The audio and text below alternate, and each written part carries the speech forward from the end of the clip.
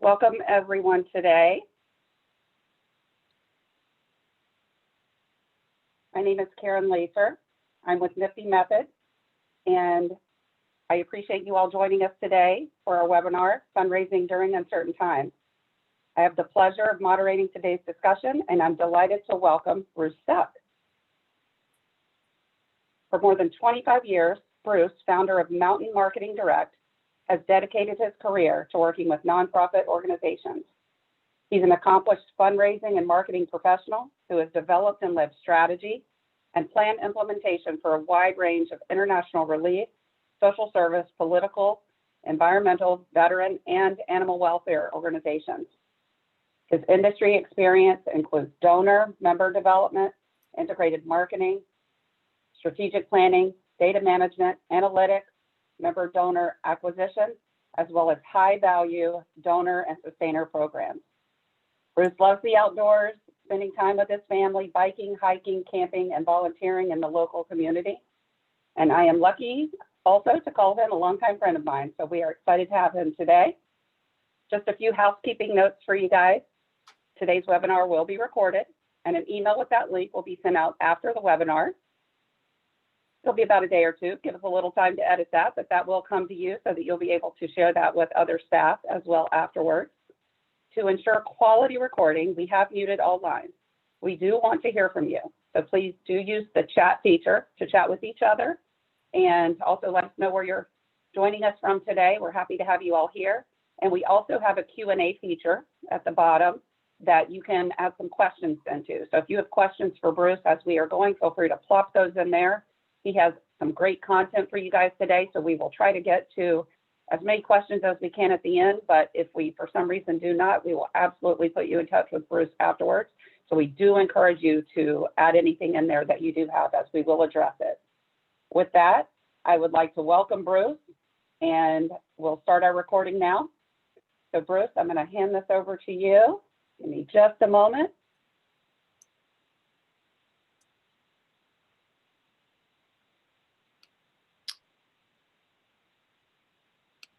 Right. Take it away. Good morning, everybody. All right, everybody should see my screen now.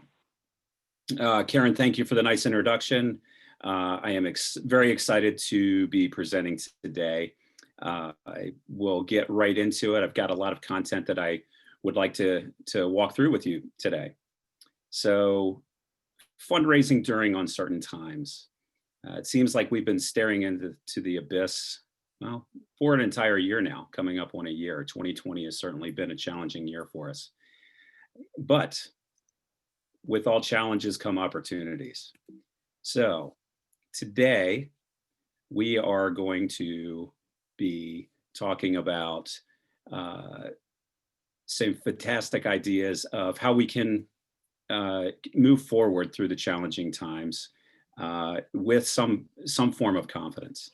And today, we'll cover 10 principles that you can implement and help guide your efforts moving forward. And as we walk through those 10 principles, I'll be talking about ways you can personalize your approach. And I do have a section in here where we talk about personalizing your approach to fundraising. And at the end, we'll wrap it up with maximizing the year-end efforts. Year-end is upon us. Giving Tuesday is not far off. And if you haven't made any plans yet, don't worry. There's still time to do it. Might have to move quickly, but there's still time to do it. So before we get into the content, we have to ask ourselves, what's happening right now? 2020 has been a challenge. And typically in a year, there might be one or two events that happen that rattle the cages, and nonprofits have to adjust. Everybody has to adjust to those events. But 2020 has served us quite a bit, starting the year with COVID. And right after that, the shutdowns, the economic downturn, and the loss of jobs. Just last week, over 700,000 people filed for unemployment. While those numbers are a little bit better, We're now facing more lockdowns that can impact the economy moving forward. And we Wait, had Bruce, social unrest. We had Bruce, hurricanes. Yes. this, Karen, I think that you're not in your Google presentation. I think you're in the PowerPoint. Really? Correct. What are you Are you in seeing the right Google, now? your notes? Really? That's Yeah, odd. are you in the Google, you're in Google Slides? I am. Sorry, Let guys. me. That's okay. Uncertain times in 2020. So hold on just for a moment, guys. We want to make sure you can see the full screen. Yeah. Sorry about that. Oh, no, that's okay. This is how we live in 2020 in the virtual world. I'm going to stop my share real quick and start That's over. fine. So into Google Chrome, right? Yep. And your Google site. And then did you click on present in the top right corner? I did. Hold on. What are you seeing right now? Just you.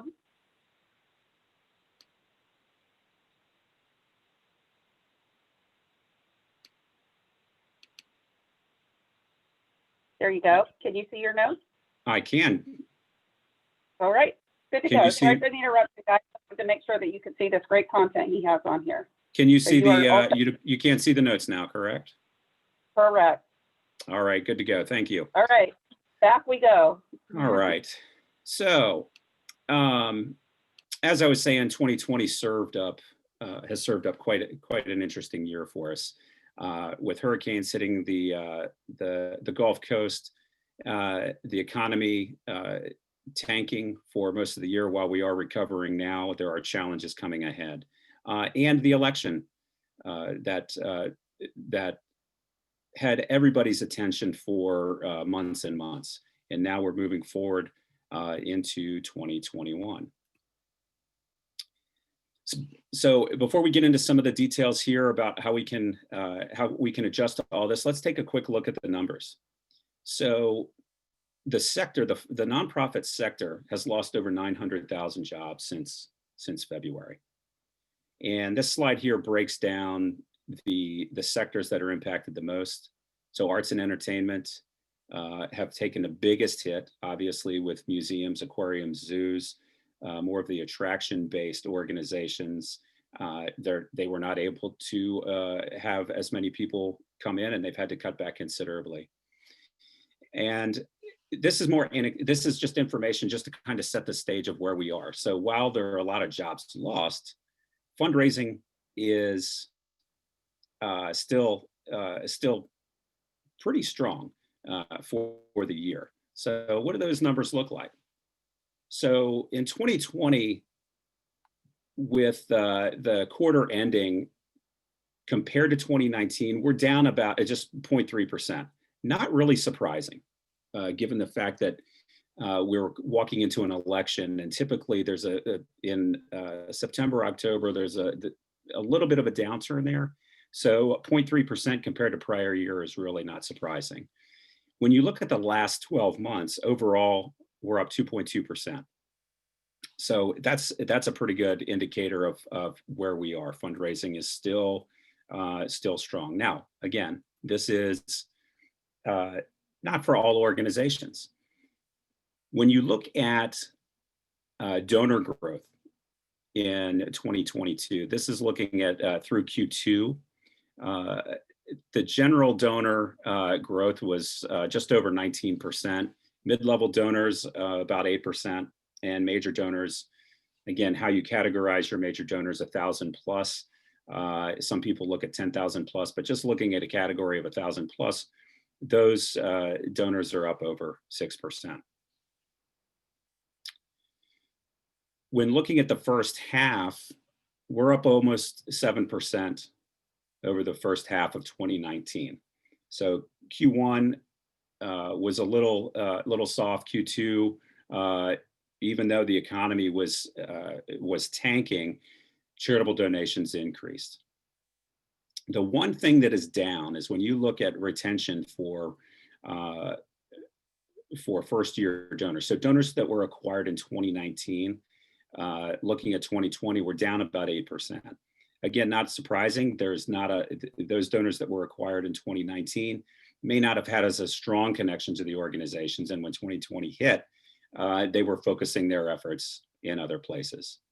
Repeat donors, those that have been with organizations for longer than a year, actually the retention is actually up 3%. And so the numbers are not bad when we look at it from a fundraising perspective. This looks at organizations based on their revenue. So organizations with revenue of under $1 million have actually seen the biggest hit this year compared to prior years. So they're down 9% the first half of the year, and looking at it compared to 2019, down 4%. So the smaller organizations are struggling. Again, it depends on the sector. These numbers are looking overall, and while they can be generalized, you can't assume that all smaller organizations are doing poorly. Food banks, for example, are busting at the seams with donations. So it varies by organization. Medium-sized organizations with a revenue of $1 million to 10 million. First half of the year was down a little bit, but over the last 12 months, we're seeing an increase. And the larger organizations, as you would expect, have seen increases throughout the year and compared to prior year. So what does this all mean? What are we going to do as we march into 2020? We're looking at a stock rebounding right now, but may very well, there's quite a bit of uncertainty out there. And what is 2021 going to look like? The positive note here is with Pfizer and coming out with a vaccine, and Moderna, I believe it is, coming out with a vaccine, is providing hope for organizations. And at some point in 2020, we're going to start to see some kind of recovery, but it's not going to be as quick as everybody would hope, is what everyone is talking about right now. So how do we weather these times? First thing is, as most of us know, don't panic. The worst thing you can do is panic and stick your head in the sand and hope and pray that it goes away. Taking a cautious approach forward, where you're thinking about things strategically and rationally, is the best way to respond to a crisis. We've been doing this for several months now. So some of what we're going to talk about, you guys may have already done. And hopefully it will serve either as a reinforcement. And if you are in an organization and there's a bit of chaos around what's happening and you're struggling with planning for the next calendar year, hopefully this will provide you with some guidance and tools in which you can use to work with your organization. So some guiding principles. First thing in any crisis is to put together a process. This is an opportunity for all organizations to reflect, to rethink their programs, their approach to marketing and communications and fundraising, and revise those accordingly. Look back at what has happened in the past, going way back to the end of 2008, 2009 with the housing crisis. We saw a downturn, significant downturn in the economy and in fundraising. And that caused organizations to rethink their budgets, rethink their strategy for fundraising, and being timely and vocal about to your donors, to your members, to your constituents about what is happening, so you don't come across as not really paying attention to what's happening in the news. And work with your marketing communications team, being nimble, being flexible, and being efficient. So money, as we know, just doesn't materialize. It has to be earned. And there's really nothing better than a difficult time to drive this point home, right? It's when When revenue starts to go down, that's when everybody's attention is drawn to the bottom line, to the budget. And as I said, this is an opportunity to re-examine your case for giving. Refine your approach, be more specific, and be certain that your donors are understanding your needs, the urgent need for the services during tough times, and the many concrete steps that your organization is taking to increase efficiency and effectiveness. If anything, difficult times force us to look at the efficiency of our programs, the effectiveness of our marketing and communications, as well as the services that are provided by nonprofit organizations. The one thing I've learned over the years, donors, they care about how the beneficiaries are faring to the organizations that they're contributing to and volunteering for, et cetera. So it's a need at this time. It's very important that you focus on the communication style and staying in tune with the times, and not forgetting it and operating in a vacuum, because that's when donors become disengaged with an organization. This is an example of an organization I've worked with in the past, the World Food Program USA, which is a branch of the UN World Food Program. They do an exceptional job of laying out the cause for giving on their webpage, and also on all of their communications. It's very clear who they're serving, how many people they're serving, and what the impact is to those organizations. And they also highlight the fact that they were a 2020 Nobel Peace Prize laureate. So that goes a long way. So any positive thing that you can use to strengthen the cause for giving for your donors is going to go a long way. Again, staying relevant with the times. The next thing is, on that reflection, going back and learning from the past. I love history. I read about history all the time. And for me, I learn from history, right? It's often said you learn history, know your history, so you don't repeat mistakes from the past. It's not necessarily repeating it, it's being aware of what happened so that it influences your thinking moving forward. And when you look back and you're looking forward you look back at all the negative things that happen, and you're looking forward of how you can do better with that. Different isn't always better. Sometimes going back to the tried and true methods of marketing and fundraising are what really work in times like this. This is when we entrench ourselves in the basics, in the best practices. So many fundraising consultants and managers, we're enamored with creativity. We're always looking for the flashy images and the right words to use, and crafting those messages very, very, very specifically. That's all very important, and focusing on the colors.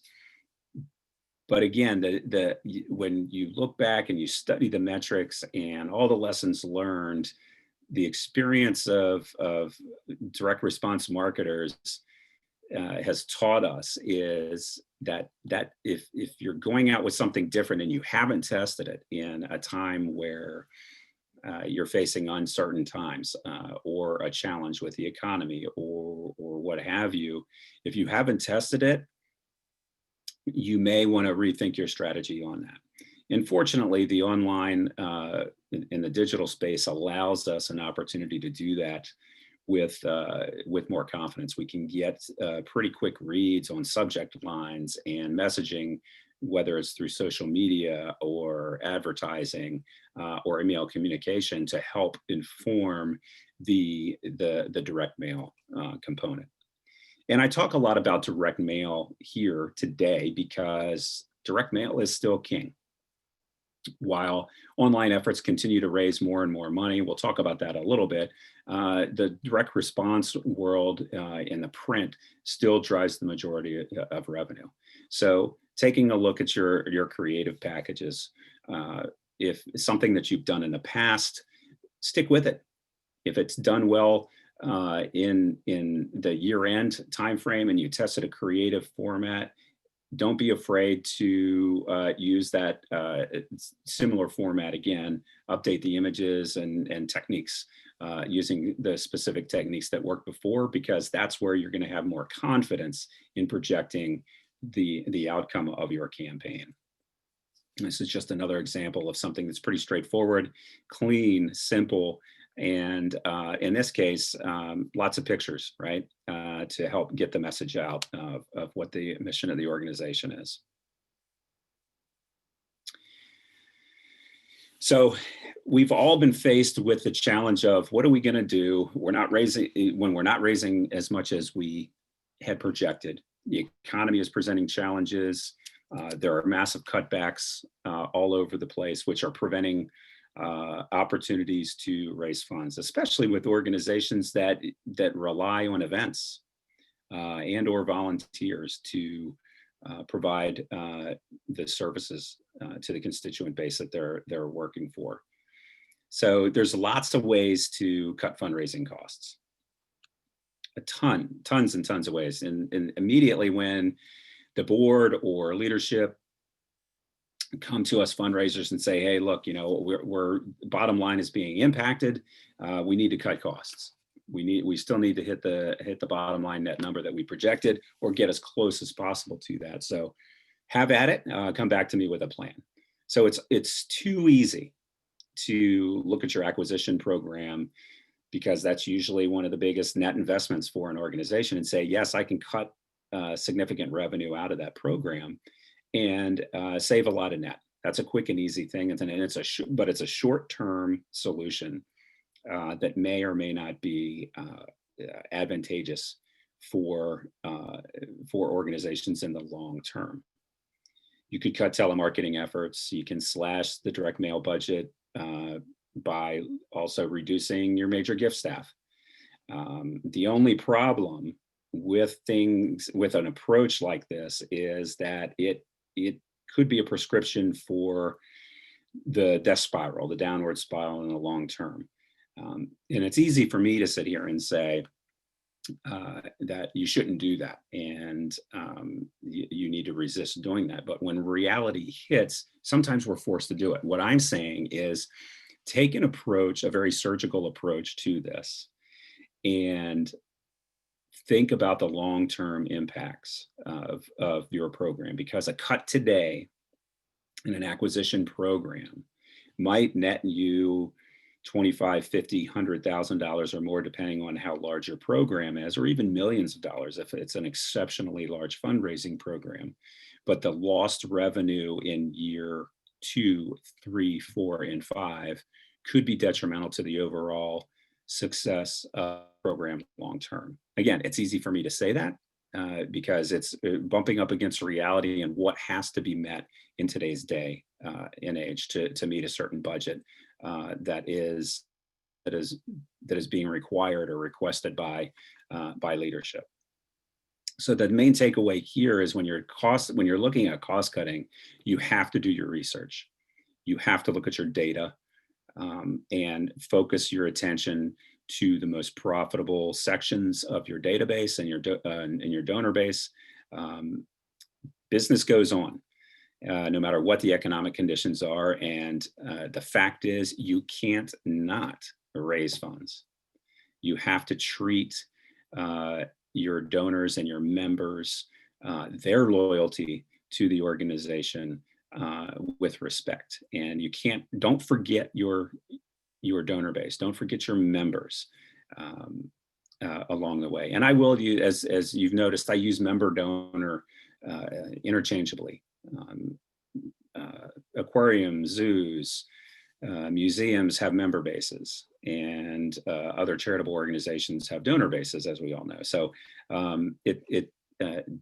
what we're talking about today can be applied to any organization, but again, strategically, it depends on the type of organization that you're working with. So again, continuing with the surgical approach to cost cutting. The only way to respond to an economic crisis is to recognize that fundraising requires continued investment and ongoing care. And now more than ever, the care that we show and provide to our donor base is more important than ever. The choices of cutting back slightly in programs or slashing a fundraising budget, again, you don't want to shoot yourself in the foot. It doesn't take very long to destroy an effective fundraising operation. There are organizations this is documented case studies where organizations stop direct response, direct mail acquisition programs because of the investment. And several years later, the overall net revenue to the organization was on a downward spiral because they weren't feeding the program. They weren't continuing to bring in new donors the way that they traditionally had, and it changed the dynamic of the fundraising machine. So in difficult times, it's important that when you're cutting costs and you're looking to raise more money where you can, we look to the areas that are most effective. Look at the most responsive donors. And this is where knowing your data, utilizing your data and analytic partners to help you do the research that is needed to find those segments of donors that are going to respond more frequently. The old 80-20 rule, 80% of your revenue is coming from 20% of your donors, holds true. So you're going to focus more on the more responsive donors, the more frequent donors, and your high dollar donors. And this is where it's important where you're communicating with your development staff. Oftentimes the lower dollar programs, when donors hit certain donor value, they're pushed into the development office to a development officer who's cultivating that relationship. Communication should not stop between the development officer and the donor, the low dollar donor marketer or the membership personnel, because this is where communication is more important than ever to make sure that the story is still being told to the constituents and that there's not a gap in service to the donors. And I say service because while they are providing revenue to the organization, we still have to look at them as customers to the organization and treat them as such because they are so valuable and so important to the organization. So focus more time and effort on those areas that can drive more revenue for you. And I'm sure most of you have already done this. Yes, it puts more pressure. The perception is it puts more pressure on the donor base. However, the wonderful thing about what we do in direct response marketing is they're giving us the feedback through, we know through response rates and how the performance of the packages, how well that is performing, and we can adjust accordingly. So be attentive to your donors. The number one reason that donors stop giving is because they don't feel connected to an organization any longer and feel disenfranchised. So the focus on good donor stewardship is so very important now and more than it ever has been. All donors need to be appreciated.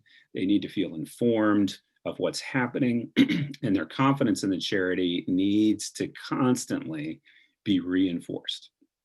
And at no time can a nonprofit operate as though the donors will just continue to give no matter how they're treated. That is certainly not the case, because we are competing with thousands of nonprofit organizations, and donors typically give to 8, 9, 10 organizations. And if they suddenly feel disenfranchised from one, they're going to take that revenue and focus that revenue and give to another organization. So staying on top of the donor relationship and continuing to tell the story, the appreciation, is very, very important. How do you do that? Well, do your homework. Databases today, analytics today allow us to do a ton of research and understand the giving trends, the habits of donors and members, what they are most likely to contribute to.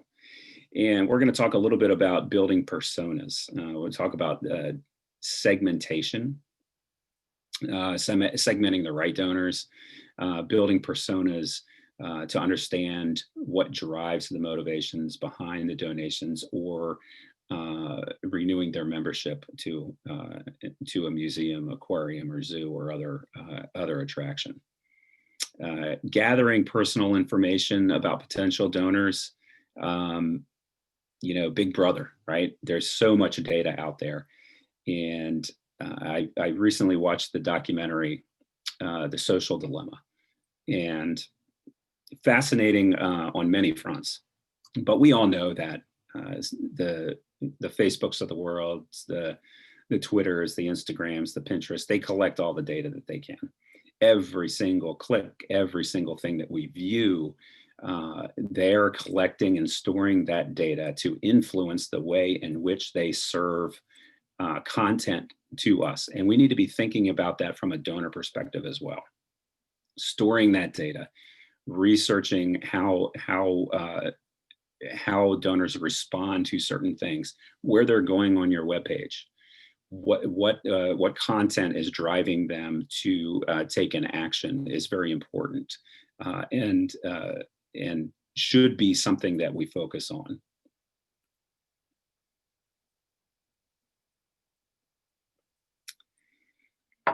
And with online revenue and advertising, stepping up your online efforts, there's billions and billions of dollars that are raised, especially this year. The lion's share of the money this year, as one might imagine, on the humanitarian side, but also on the political front. And the question is, do political campaigns detract from fundraising? There's usually a ripple. It's not a big impact. There'll be more data coming out toward the end of the year of how 2020 was impacted, but it certainly can detract from what's happening. But online efforts, year over year, we continue to see increases in revenue that is raised online. And having a clear strategy for your webpage, for your landing pages, for your email communication strategy, whatever it may be, is important. And we cannot forget that important role as an overall integrated approach, so that you're communicating effectively through the mail, online, and you're not stepping on one another's toes. Now, the reality is we're serving up emails, and we're sending mail, we're sending newsletters, annual reports. The timing is very, very important behind these, so that we can influence the giving. There's lots of studies, if you're sending an email prior to an in-home date for a package landing on the doorstep, that can increase response rate. That is very true. So the timing of these things is important as well. Next, breaking down the silos. So as we're looking at challenging times and lockdowns and the economy tanking and rebounding and coronavirus, organizations must communicate internally now more than ever. The communication between the marketing program, the fundraising program, and other pieces of the organization is so vital to clear, concise communication, so that you're not putting out different messages to people and confusing individuals when they're receiving all this content from you. So let's do a quick recap. So first of all, don't panic. You have to reflect, you have to rethink and revise. And again, communication, bringing people in from various portions of your organization. Bring in your fundraising and advertising partners to help you craft messaging and strategy to work through the challenges, and when you should be marketing, when you should not be out there. Focus on strengthening your cause for giving. It's back, many years ago, it used to be you just put something in the mail with almost the name of the organization and ask for a gift, and people were giving. Well, now it's more challenging. There's more competition out there, and donors are more invested in the programs. They want to know where their money is going, how it's being spent, and how it's serving the constituents. Are you serving the mission the way that you're advertising on your website? Different isn't always better. As we talked about, kind of dust off the older packages and make sure that your data shows that, yes, this worked before.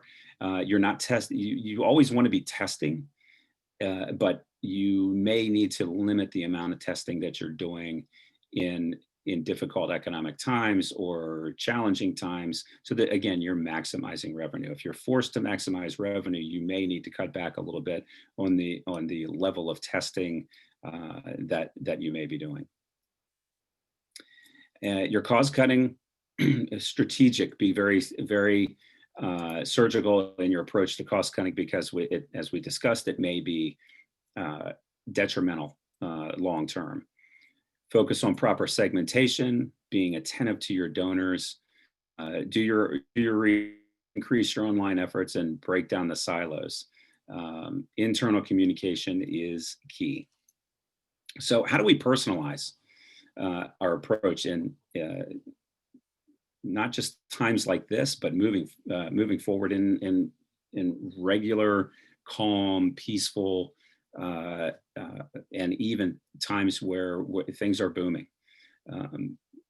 Personalization has become more important year over year. Knowing who our constituents are, knowing how donors are going to react. The donors want us to feel like we know them personally. So get to know your donors, gather as much information about the donors as you possibly can. Gift dates. When did they become a first-time donor, or when's the last time they gave? When did they become a member? If they're a member to a museum, what exhibits did they attend or purchase tickets for advanced viewing, or did they purchase something from the gift store in the museum? All of this data should be stored and used to help influence the form of communication to the donor, to the member.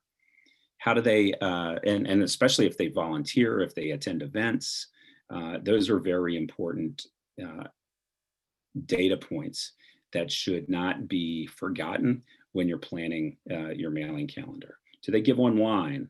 What are they looking at on the website? What information are they browsing on your website? Do they respond to telemarketing calls? All of those things need to be considered and parsed out and put in buckets, so that when you're segmenting and putting your communications plan together, that you can message accordingly to those buckets. And this is where automation comes into play. Your data analytic tools. Marketing automation software to send tailored messages at the right time based on what you know about the donors. Fortunately, the tools out there are very helpful and can be, while they can be a little bit expensive, they pay off very quickly with the tailored messaging and the timing in which especially in the online space. Your data analytics, understand the right ask. You don't want to be asking a donor who typically gives $25 for $150 without a very specific reason, unless you don't want to have a disconnect there. Same with membership organizations. If someone has always purchased a family pass to an aquarium, You don't want to be serving up an individual membership offer to that person, because again, there's a disconnect. The member might say, well, don't they realize I have a family pass? And that's where someone feels disconnected with the organization. They feel like they're not, that the organization really doesn't care about them. So using your data analytic tools to your benefit is very important. It may be surprising to a lot of people, but there's a lot of organizations out there that do not acknowledge their new members, their new donors, or acknowledge continued giving to programs and to offers out there. I can't emphasize this I cannot emphasize this enough. You should always acknowledge any kind of transaction, renewed membership, or a donation. Acknowledge once, acknowledge twice. It's part of the cultivation of building the relationship with the donor. Especially new members, new donors to an organization. Consider developing not just one acknowledgement, but a series, a welcome kit to the organization that provides information, that educates the donor and inspires the donor to take more action. You want to strike while the iron's hot, right? Someone who gives is more likely to give right after that initial gift, because they're thinking about the organization. It's top of mind. Some people feel that it's pushing it a little too much. Well, they just gave a gift. I don't want to ask them for another gift. There are ways in which you can communicate to the donors in a way that's a soft ask, that is not too in your face and off-putting. Again, this is the messaging piece, working with your copywriters to develop and craft the right approach and the right messaging. I used to work with a faith-based organization, and the executive director of an organization never wanted to put an ask in the letter, in the body of the letter. It was to that person, it was very off-putting. Did not want the donors and the members to feel as though someone was pushing them to give a gift. The language that was crafted around it was an offering. If you would like to, send in your offering, but there was never a specific amount, which quite honestly drove me nuts, because it went against the principles that I was always taught to drive it. But you work around that, and we developed messaging with the organization where they felt comfortable with that messaging. And same with the acknowledgement program. They didn't, for years, they never had a thank you program in place to thank donors for their giving. Once we tested it and implemented it, we saw an increase in giving. Not just, yes, people give to the acknowledgement, but long-term giving increased considerably. Over a period of 2 years, we saw almost a 35% increase in giving, just simply because we added the acknowledgement. Building personas. So this is part of the segmentation piece, to personalize your approach. So having an audience persona in place when you're developing your communication plan is very, very important. And having that the persona set up, can help you with your communications goals. They're clearer, and create the content that aligns with the audience. Yes, organizations have a mission, and there's specific language around that, but crafting a message to specific personas will help personalize your message and your approach to those individuals. So what is a donor persona? It's looking at both demographic, psychographic, and behavioral information that you have on your database. Age, if it's there; gender; education, if you have it; their income bracket; their geographic location; ethnicity, if you can get that, and even employment. And you can invest in data overlays to do that, but it's collecting every data point that you can through your efforts, and adding layers on top of that so that you can learn a little bit more about the donor, learn about their attitudes and the motivation that is driving them to give their gift or renew their membership, their values, their opinions, and their lifestyle. Any of those things that can be captured should be captured and stored in a secure way, so that you can use that to help influence your communication strategy. So we could talk all day about building personas. I would encourage you to do a little bit of research on that, work with your partners to help build personas if you haven't already. Your existing donor base has a wealth of information and analytic tools like Google Analytics, even online in the online space, can help with this, gathering that demographic information.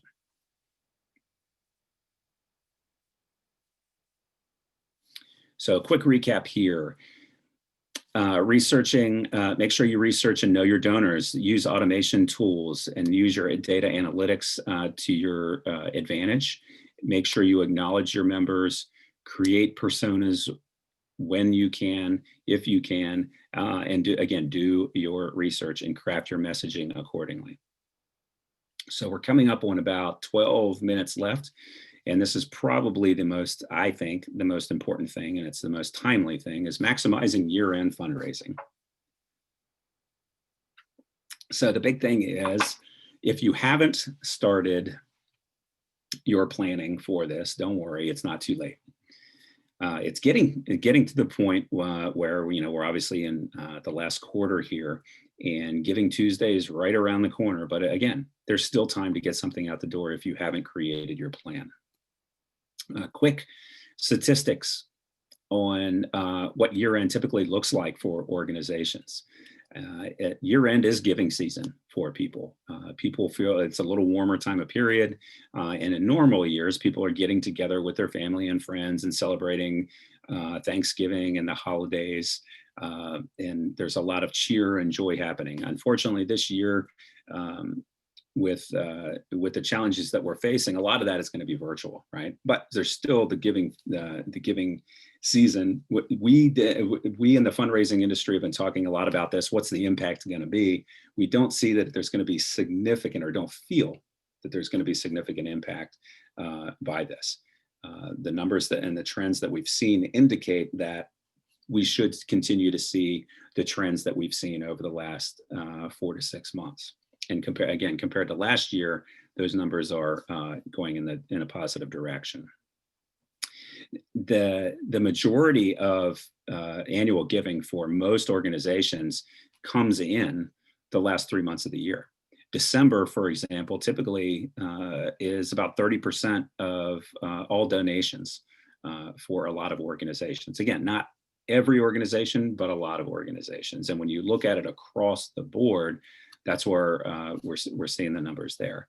And 10% of the entire year's donations, it can happen. Again, it varies by organization. This is more, again, a broader view within the last 3 days when you're looking at the year end. And this time of year, gift sizes typically are over 50% higher than they are other periods of the year. So this is the time to be focusing on your strategy and doing your due diligence and making sure that you're planning accordingly for year end. So Giving Tuesday, tracking since 2012, you can see that Giving Tuesday has continued to increase year over year. And last year was the first year they estimated the offline numbers for Giving Tuesday. We know what the online numbers are, and you can see that there's a significant impact to giving.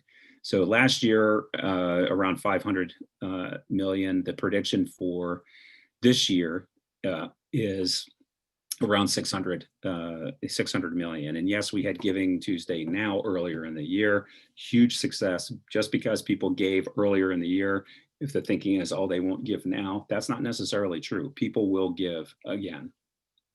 So if you have not started planning, there's still time to get your message out there, get your emails scheduled, and you're planning going for that. Though it's going to be quick, you still have time to do it. And if for some reason you miss Giving Tuesday and you just can't get it together, focus on those year-end efforts later in the month, at the very end of November and through December, because that's where you're going to gain donations. This is just a quick example of Giving Tuesday effort with some cute fuzzy dogs. The cute and cuddly always works, right? But creating your messaging for your emails is very important here. Again, doing your research with your segmentation. If you have personas, utilize that accordingly.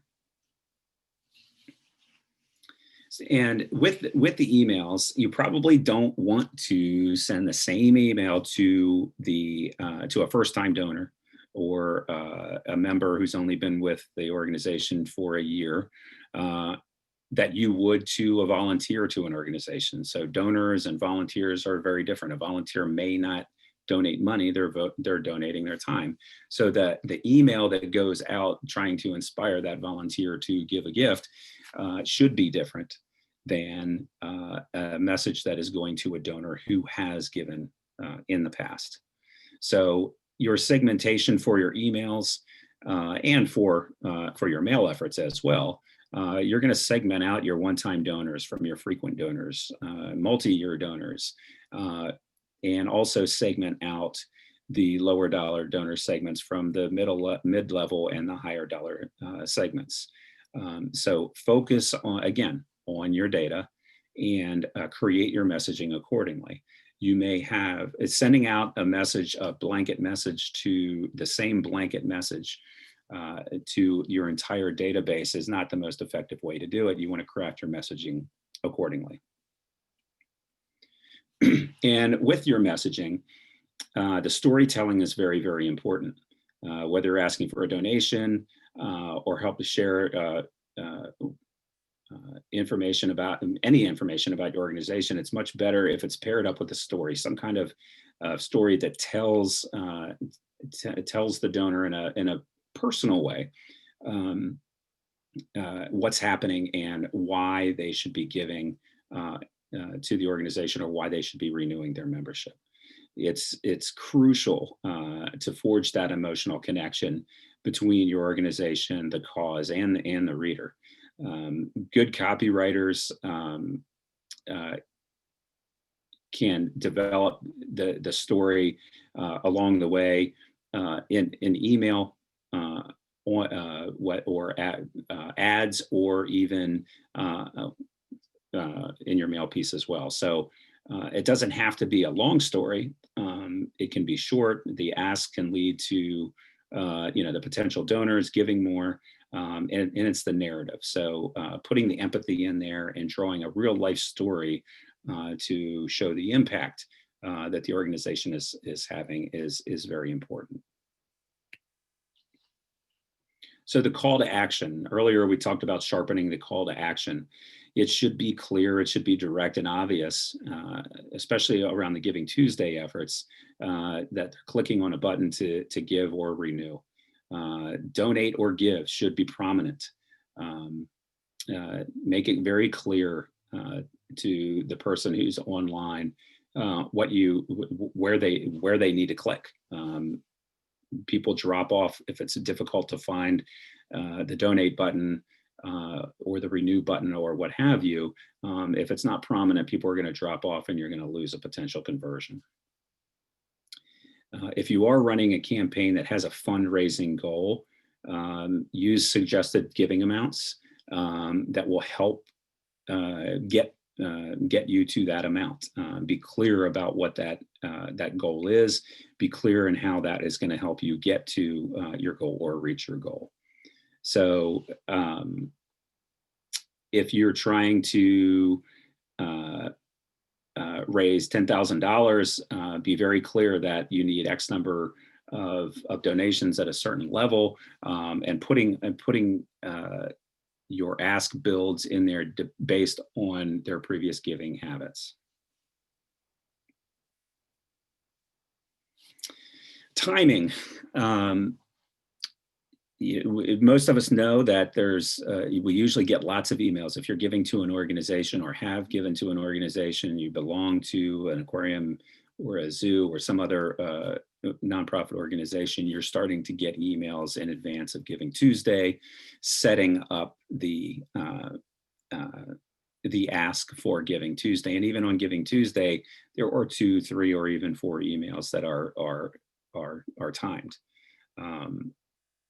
So knowing the timing of your emails, go back to what you've done before, and see what has worked, what hasn't worked, and modify your approach accordingly. People and organizations, we're sending emails constantly at the same time throughout the day. So it's in your best interest to look at when is it appropriate to send emails. Is it in the morning? Is it midday? Is it afternoon? Is it all of those?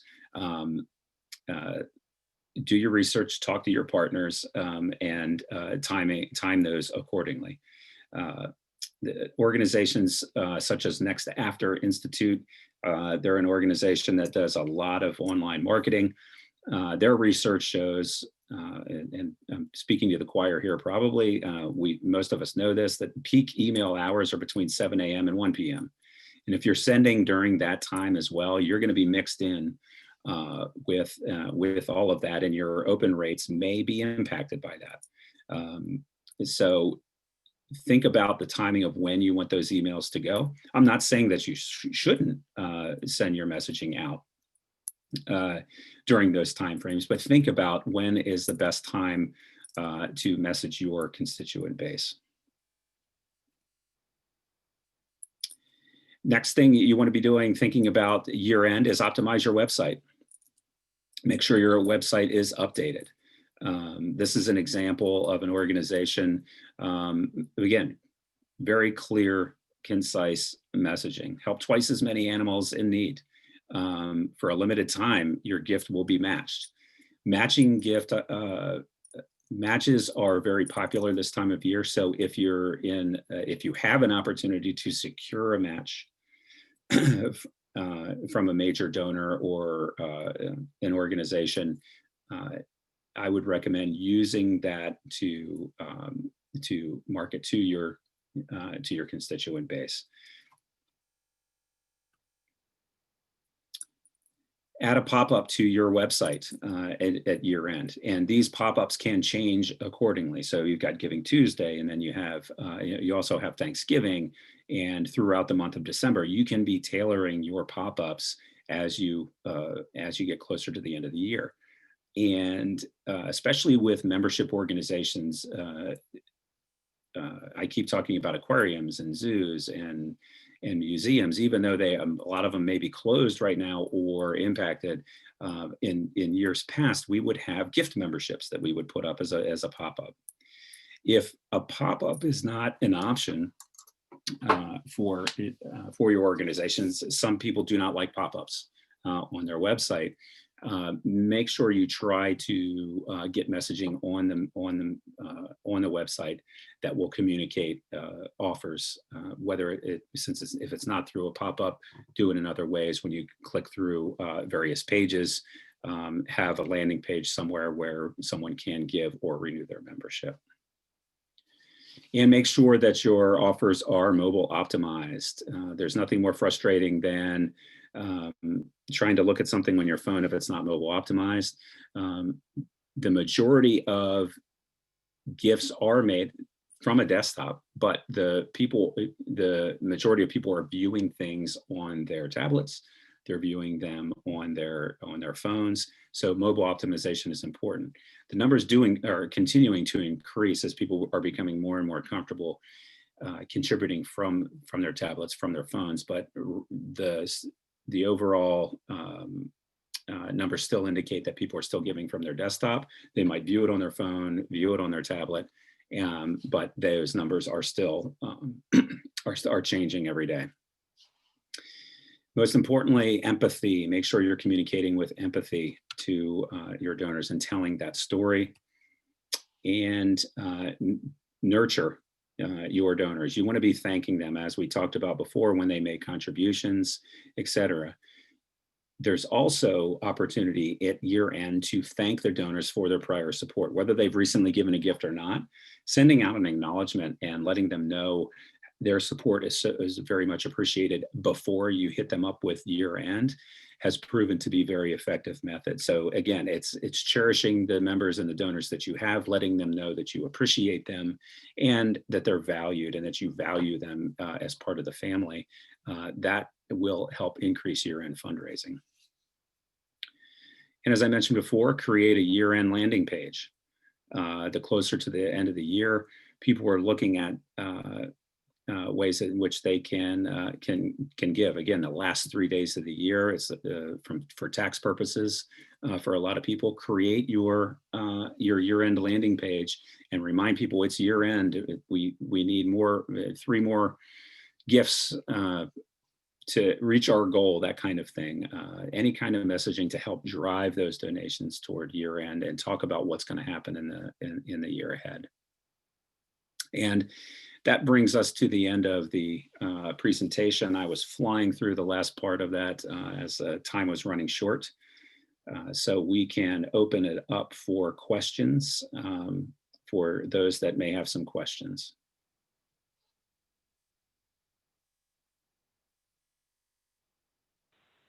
Great. Can you hear me okay, Bruce? Yes, I can. Perfect. Thank you so much. That was a lot of information, all wonderful. We've been getting some great comments and thank yous are still coming in our chat room. Extremely valuable information. Thanks for saying that, Marty and Lisa. Thank you so much for this. This has been great. There's Jasmine. I have a couple of questions, and as I mentioned to you all, we can certainly get you in touch with Bruce, but I have 3 that I want to end with today that I think are definitely ones that I kind of saw a trend towards. So we're going to hit Jasmine. I know you put this in kind of right at the beginning, and so we'll start there. Bruce, thanks for presenting today. Already getting some good info. Any tips on presenting the case for funding capacity building during this time? How do you balance the conversation around today's impact and the future of your organization? Great question. And so those can often be delicate conversations, as we know. And again, one that typically use history to help influence. I go back to what we've done in the past with organizations and use that supporting data to help draw out what can happen in the future. So when you're going to leadership or the board and you're trying to present your case for continued investment and or ramping up a particular program, you have to have the data there to support it. And if you have some data points that you can draw on from the past, you can then extrapolate that to present your case. And because really what board members and the executive leadership want to know is what's the payoff? What is it going to mean to the bottom line budget? Because if you're reporting into the leadership of an organization and they then have to go and present that to the board, they need all the facts, they need all the figures, because the board is going to be asking the question, well, what is this going to mean for the organization, right? So to build that case, the more information you have, if you're doing your research and you have the data available, use those data points, look at recent trends, and lay out the steps as clearly as you can to build that case. And I'm more than happy to have a side conversation on that because it depends on the organization, it depends on the investment, the program, or whatever, because the messaging can change with that. So I've stood in front of many organizations and their board to present investments, future investment, and what that's going to mean to the organization. It's not always the easiest thing, and it varies by organization. So I'm more than happy to take questions offline on that as well. Perfect. We can connect you guys after this.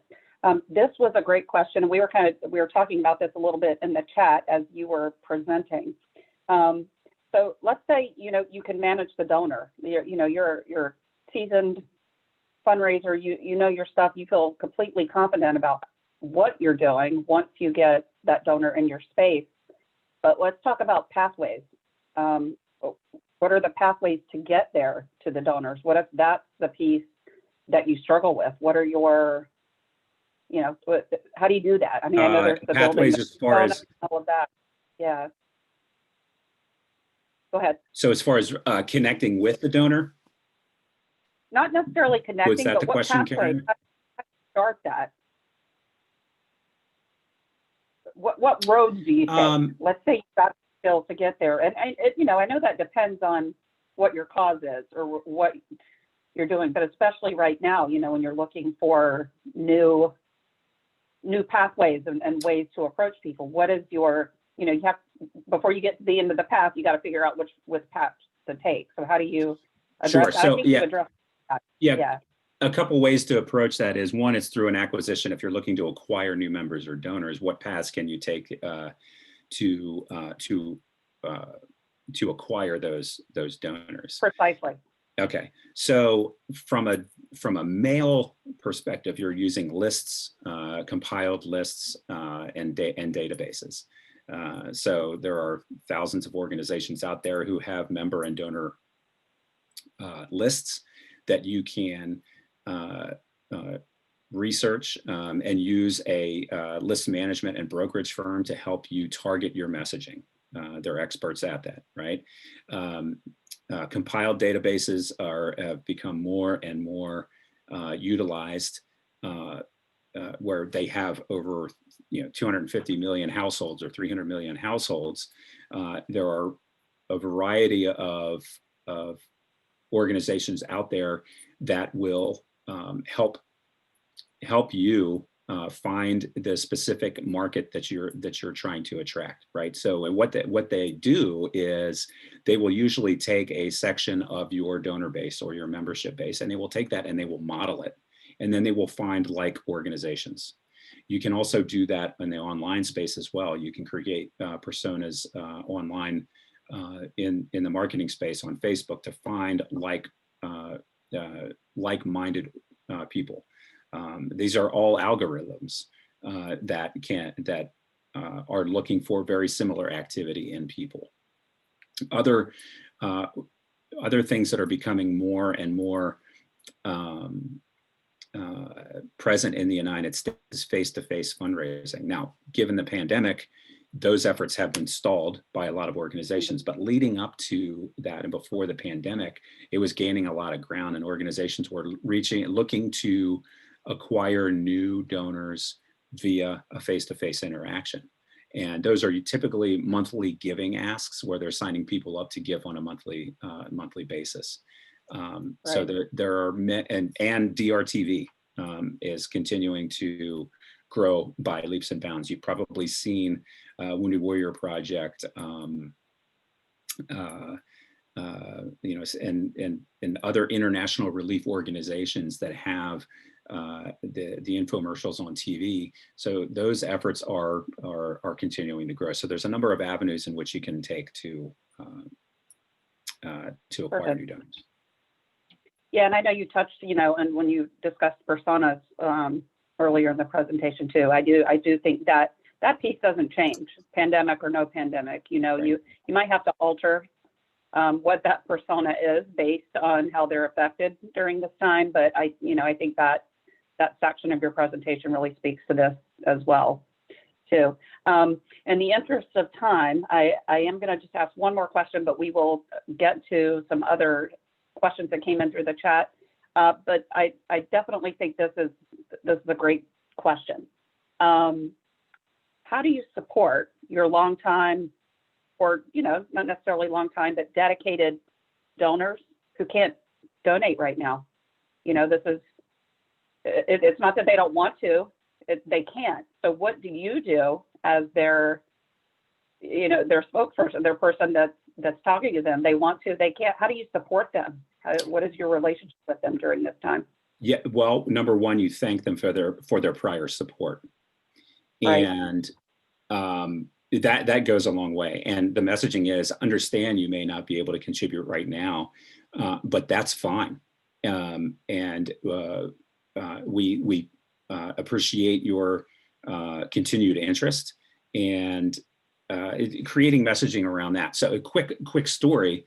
I worked with an organization. It was a relief organization, and a hurricane hit a certain section of the United States, and they looked at the zip codes and the geographic region, and they pulled all the donors that lived in that region, and they reached out to the donors there to ask them how they were, if they were impacted by the Right. storm. So that's a way that's cultivation, right? And it depends on the organization. If you can offer help to them or point them in the right direction to help them, they'll be forever grateful for that. So it's just thinking of creative ways in which you can connect with your donors.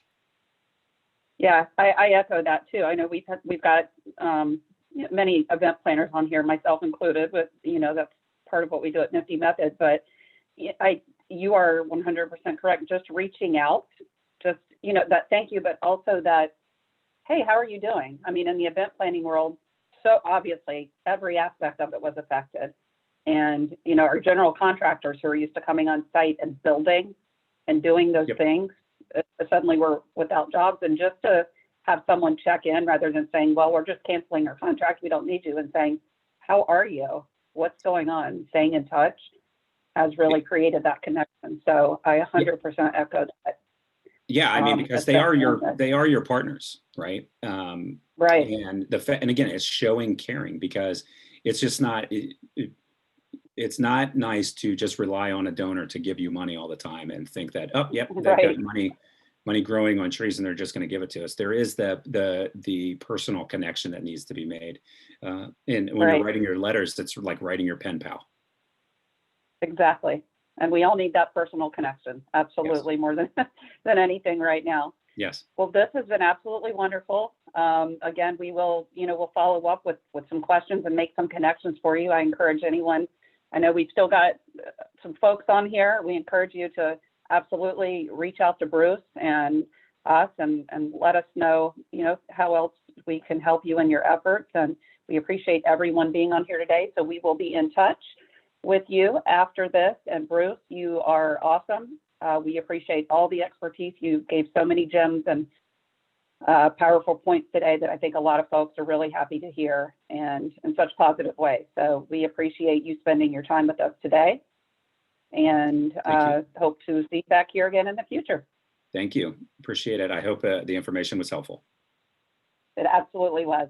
So thank you. Thanks everybody that's here, and have a wonderful holiday season if we don't see you back here. Thanks a lot. Bye.